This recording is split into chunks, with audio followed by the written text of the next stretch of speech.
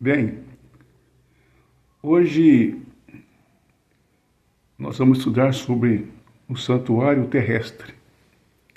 Já estudamos sobre o capítulo 8 de Daniel, onde fala da visão que ele teve ali, junto do rio Ulai, onde ele viu um carneiro com 2 chifres grandes, onde ele viu um bode peludo com um chifre entre os olhos. E na luta travada entre o bode e o carneiro, o chifre grande quebrou, nascendo em seu lugar 4 chifres e um chifre pequeno. O chifre pequeno, ele fazia barbaridades, né? Ele pisou a lei de Deus, ele destruiu o santuário e também o sacrifício diário. Perseguiu o povo cristão, povo de Deus na época, e muitas coisas mais. O carneiro com 2 chifres simbolizam os reis da Média e da Pérsia. O bode peludo com um chifre entre os olhos significam o Império Greco-Macedônico. E os 4 chifres que nasceram entre eles significam a divisão do Império grego entre os seus generais. E dentre os quatro, surgiu um chifre pequeno que cresceu muito em todos os lados. E ele pisoteou a lei de Deus. Ele fez tudo o que podia para magoar os santos do Altíssimo. Ele perseguiu o povo de Deus. E muitas coisas mais.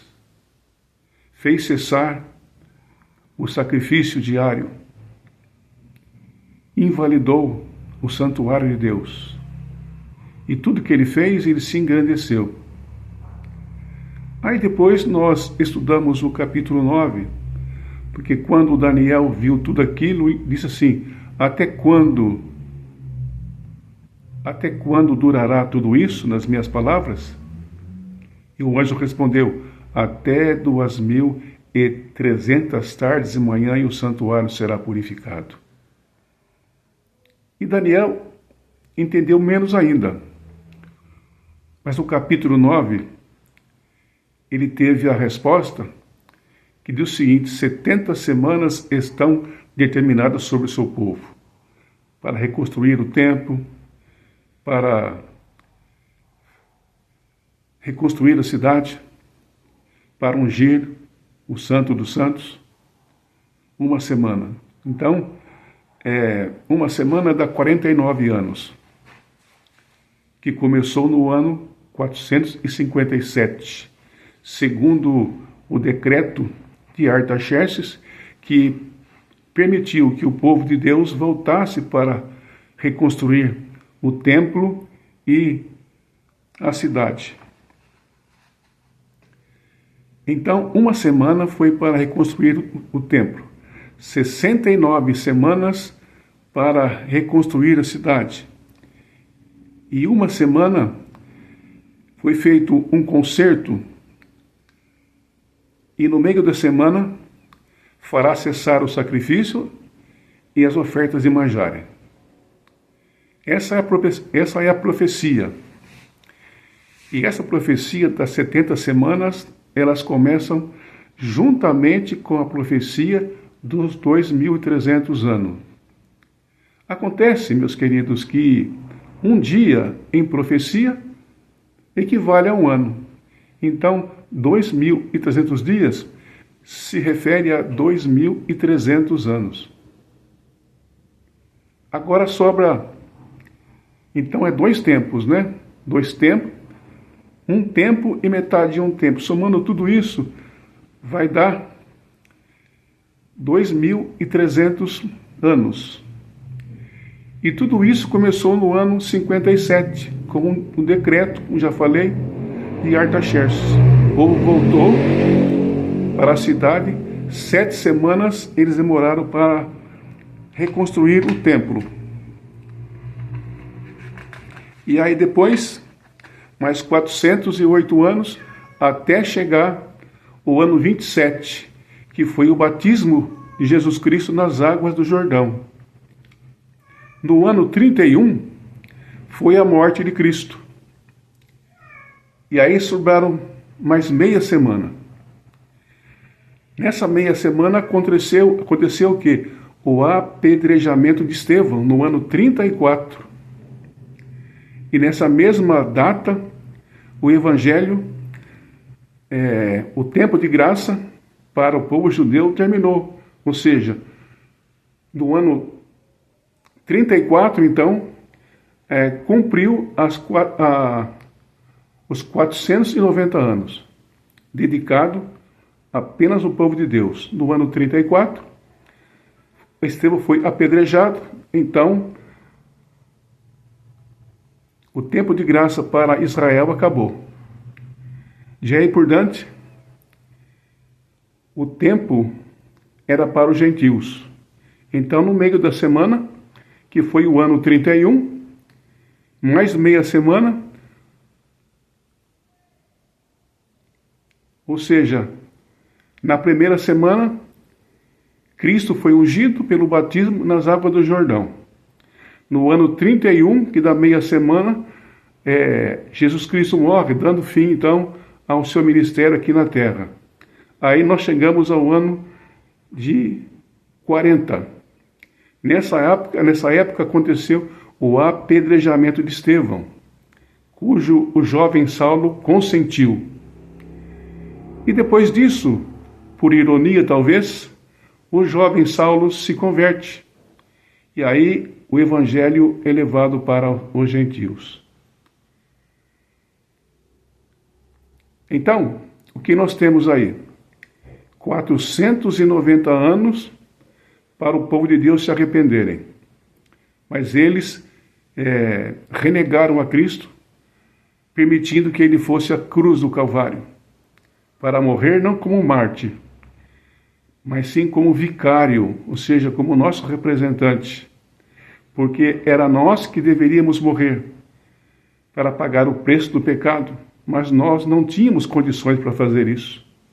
Então, o Messias, o ungido, veio a essa terra para realizar aquilo que nós não poderíamos realizar. E hoje, e agora, nós iremos estudar o tema, o santuário terrestre. É um tema, como os outros dois que estudamos, que requer um pouco mais de cuidado. E nós agiremos assim. No capítulo 25, verso 8 de Êxodo, ali Deus faz um pedido para Moisés. Êxodo 25, 8, fala assim: e me farão um santuário para que eu habite no meio de vós. Então, o que é um santuário? É a habitação de Deus no meio do povo. Deus sempre quis morar entre o seu povo, mas por causa do pecado cometido pelos nossos pais, do qual somos herdeiros, Deus não poderia mais habitar conosco pessoalmente. Então, ele pediu para que fizesse um santuário, para que simbolicamente ele morasse no meio do povo. E aí então, vai vir a segunda pergunta, aliás, terceira. O que havia no santuário? O que havia ali? Para responder essa questão, nós vamos para o livro de Êxodo mesmo, capítulo 40, verso 18. Então, o que tinha no santuário? Êxodo 40, verso 18. Tem que conferir, não é? 40, 18. Então, vamos lá.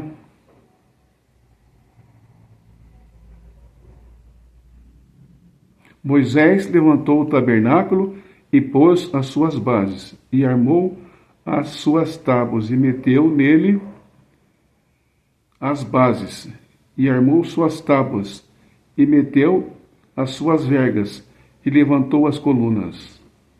Então aqui fala que Moisés erigiu o santuário. Ele edificou o santuário. Então vamos para o próximo item aqui. No lugar santíssimo do santuário haviam alguns móveis. Êxodo 40, verso 20 e 21.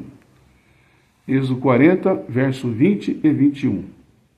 Diz o seguinte, olha: tomou o testemunho e pôs na arca, e meteu os varais na arca, e pôs o propiciatório em cima da arca.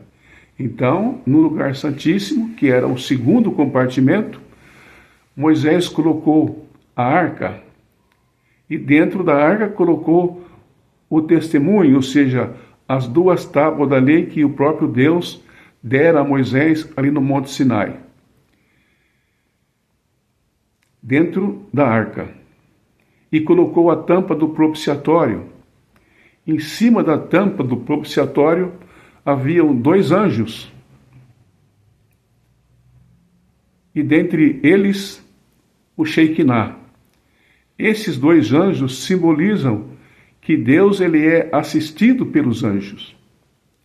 E no meio dos 2 anjos estão o Shekinah, que é a presença de Deus. Era como uma luz que iluminava ali. Aquela arca simbolizava o trono de Deus, no lugar santíssimo do santuário. Então nós lemos o 20 e o 21 agora. Introduziu a arca no tabernáculo e pendurou o véu do reposteiro, e com ele cobriu a arca do testemunho, segundo o Senhor ordenara a Moisés. Então aqui nós temos o lugar santíssimo. E vamos seguir agora para o verso 22 e 24 do mesmo capítulo, ok? Verso 22 e 24.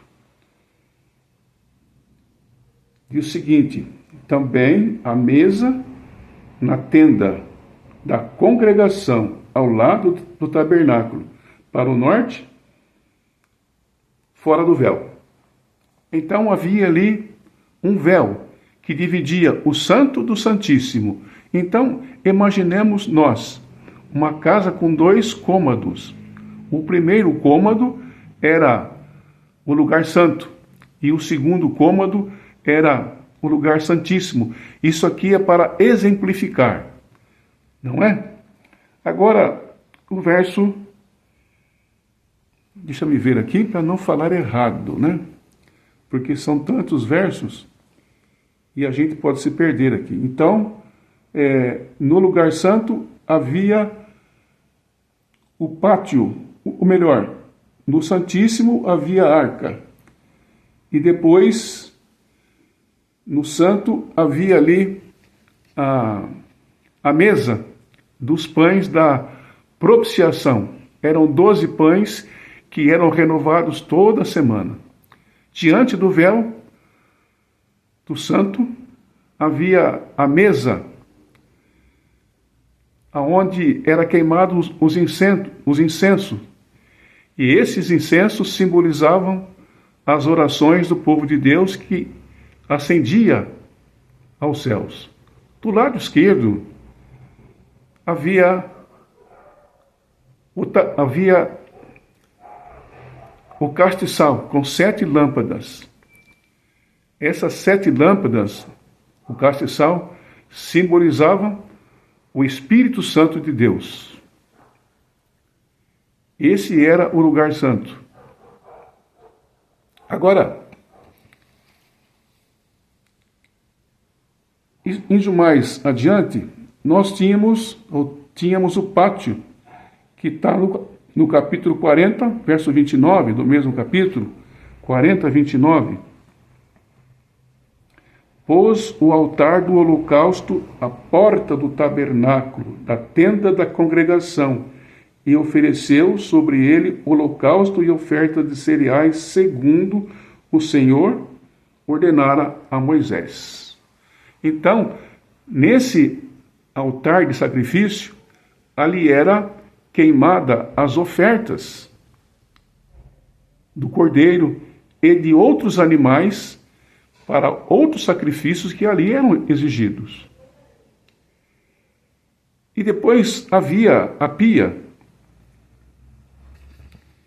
Havia a pia, que está no verso 30. Veja quantos detalhes havia ali. Pôs a bacia entre a tenda da congregação e o altar, encheu para lavar. Então, entre o altar de sacrifício e a porta da tenda havia uma bacia, ou uma pia com água.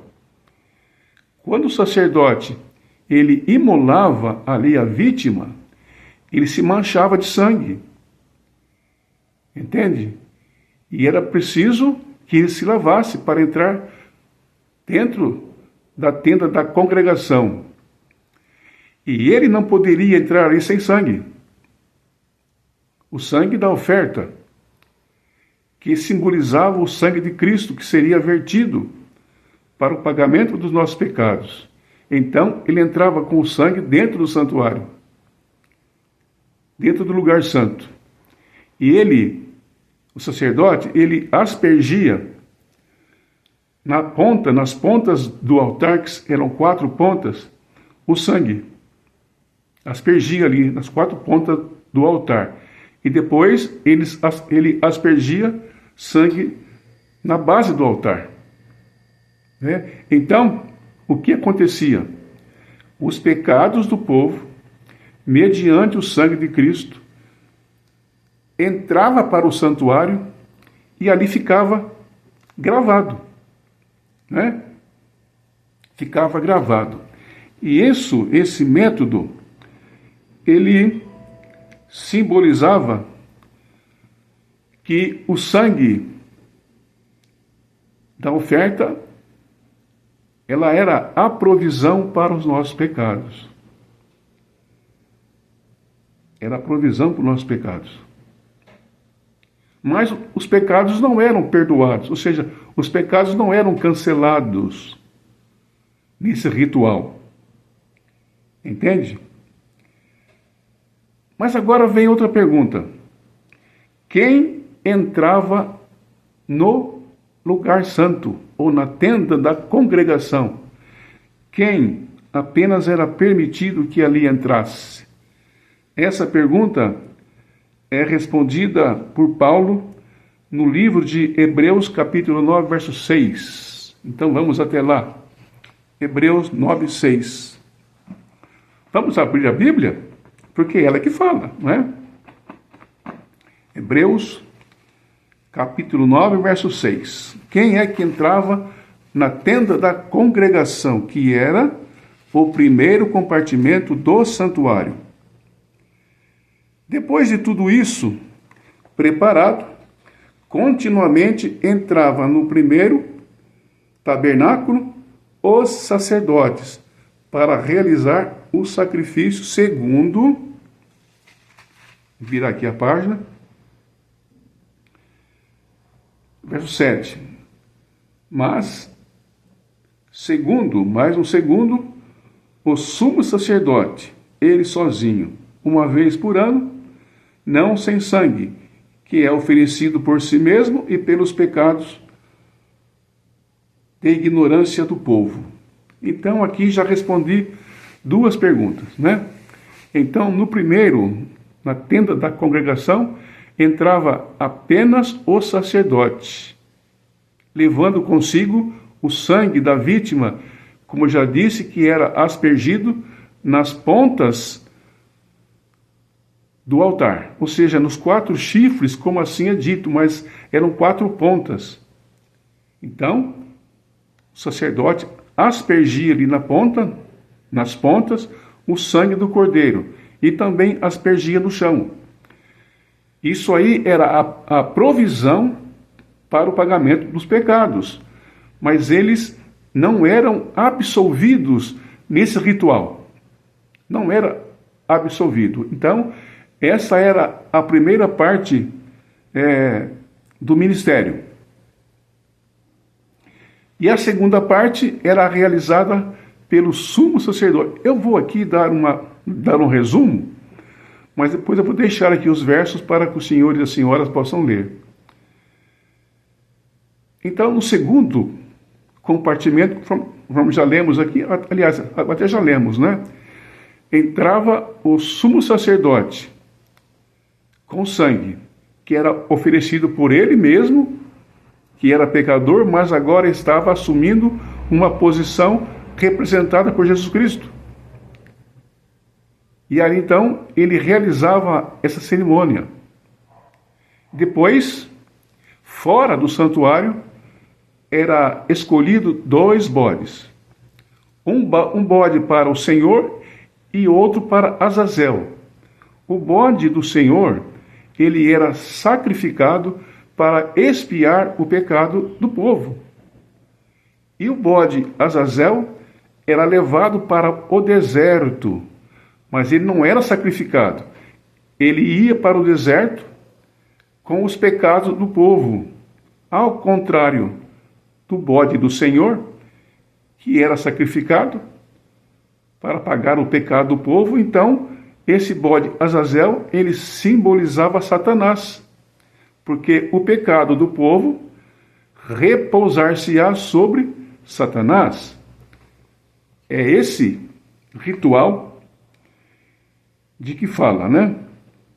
Então, no pátio ficava apenas os pecadores. Aos pecadores não era permitido entrar na tenda da congregação e muito menos no santuário, que era o segundo compartimento. Então, as pessoas, os pecadores, eles ficavam de fora, assistindo todo aquele ritual que era feito tanto no lugar santo quanto no lugar santíssimo. Só recapitulando, no lugar santo entrava o sacerdote apenas. E no segundo entrava o sumo sacerdote, que era uma classe superior aos sacerdotes. Então, agora nós vamos para o que era feito ali. Está em Levítico capítulo 2, por favor, marquem aí. Levítico capítulo 4, verso 2, anote. E depois o verso 27, anote aí, até o 31. Por que faço isso? É para facilitar, para não ficar muito longo o nosso vídeo, né? Então, essa parte aí era o sacrifício para os pecados. Isso simbolizava a transferência do pecado do pecador para o santuário via sacerdote, que simbolizava a absolvição do pecado. Agora, em Levíticos, anote aí, capítulo 16, versos 5 e 8. Anotou? Então vamos lá. Verso 15 e 16. O que acontecia aqui?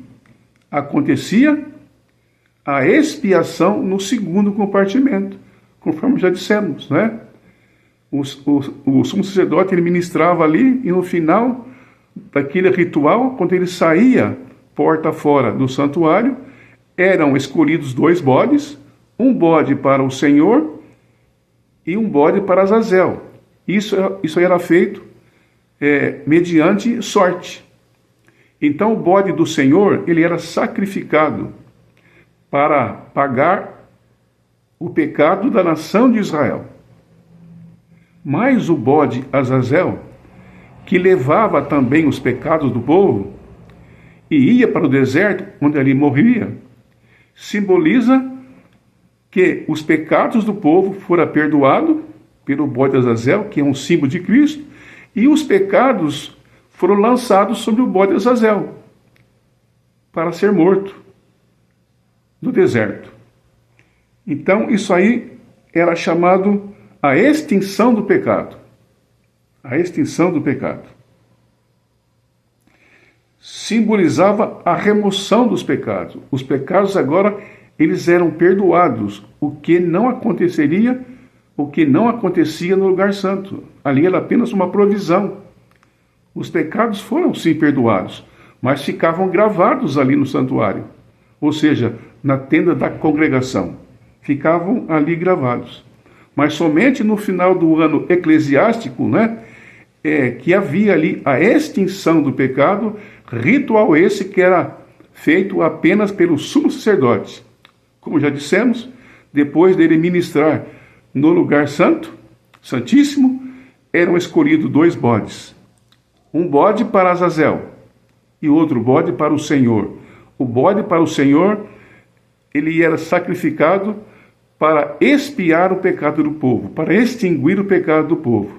O bode Azazel, ele também carregava os pecados, mas não seria morto. Ele morreria no deserto. Isso simboliza que Satanás, ele carrega os pecados do povo porque ele é o autor do pecado. Então, o pecado do povo era perdoado e posto sobre o bode Azazel, que era um símbolo de Satanás, porque ele é que deu origem ao pecado. Agora, de que outro santuário esse era uma cópia? Está no capítulo 25, verso 40. Eu vou ler esse texto aqui, porque eu já deixei de ler alguns.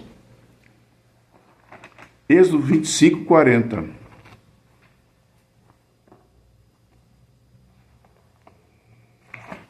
A Bíblia tem que falar mais alto, né, senhores? Porque a Bíblia é a nossa única regra de fé e prática. Êxodo 25, 40. Parece difícil, mas é fácil. A princípio, eu também achava difícil. Mas, pelos vários anos estudando o mesmo assunto, isso fica mais fácil. Razão pela qual nós temos que estudar a Bíblia, amigo, cotidianamente. Não para ser gravado na mente, mas sim para ser absorvido. Para que as lições podemos tirar para a nossa vida. Então, vamos repetir aqui o texto, né? É Êxodo 25, 40.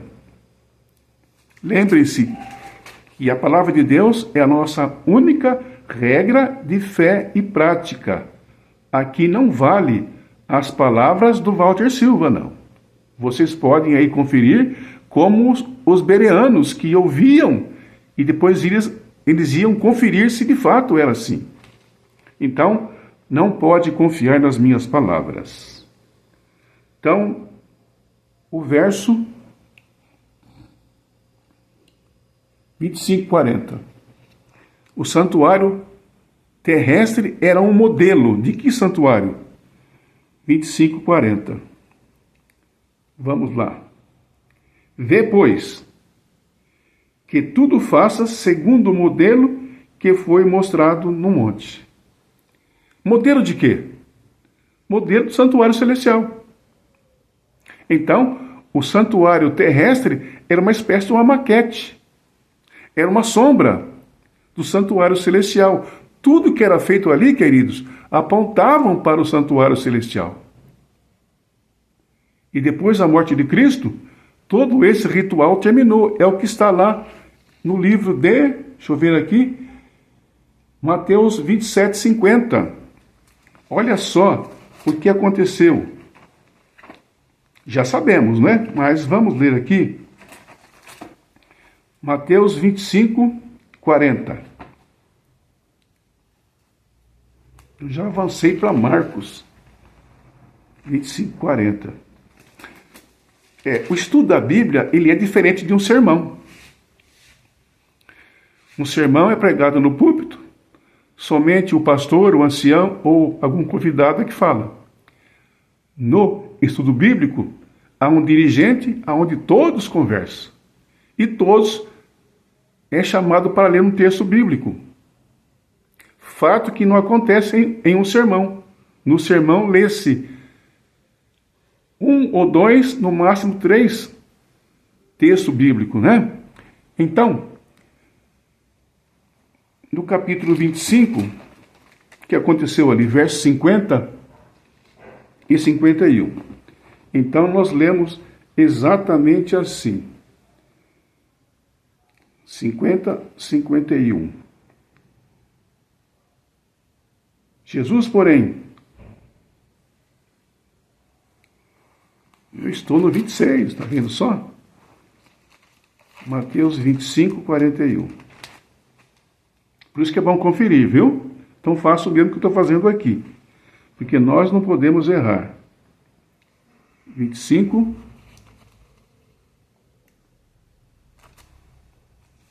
Aliás, 27. –